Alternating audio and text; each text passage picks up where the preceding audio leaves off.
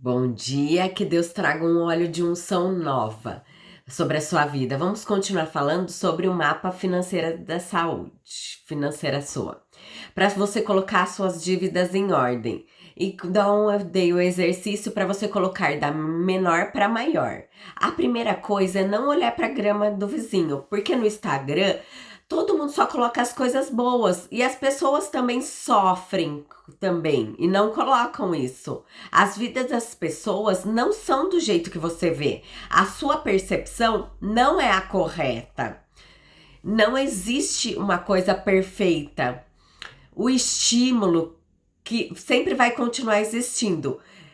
E como você reage, isso que vai mudar. Porque, por exemplo, se você vê um celular novo. Antigamente, o que você ia fazer? Você ia lá e comprava. Agora você já não vai fazer mais isso. Você tem que ter olhar com os outros olhos. Esse estímulo não pode mais te pegar, entendeu? Quando por exemplo, se você nunca teve uma reserva de emergência, você nunca guardou nada, você vai falar: ai, nunca tive, não faço isso, não sobra nada. Por exemplo, se você nunca fez nada, a primeira coisa é você fazer uma reserva de R$ 1.000. Para quê? Para você começar a criar o hábito. Por exemplo, o casal que eu tinha feito a semana passada, ele ganhava R$ 6.800.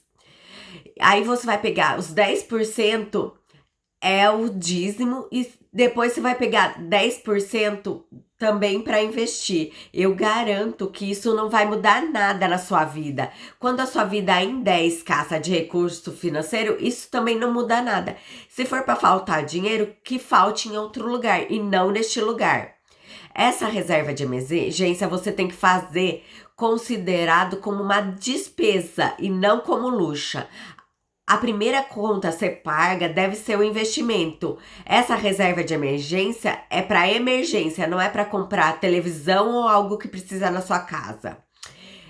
Isso daí, esse investimento tem que ser de zero. Ou seja, a tempo de aplicação deve ser zero. Você tem que tirar no mesmo dia. Você quer disponibilidade e não rendimento nessa reserva de emergência.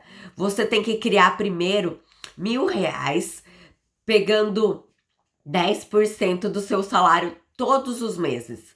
Para você criar um hábito e entender isso. Você vai levar de 1 a 6 meses para fazer isso.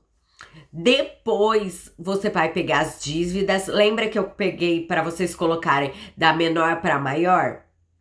Eu dei o exemplo do Joãozinho, né? Que você deve R$ 100 pro Joãozinho. O segundo, você deve pro X, você deve R$ 1.000. E você tem a casa de 360 mil. A casa, no entanto, você não vai pegar.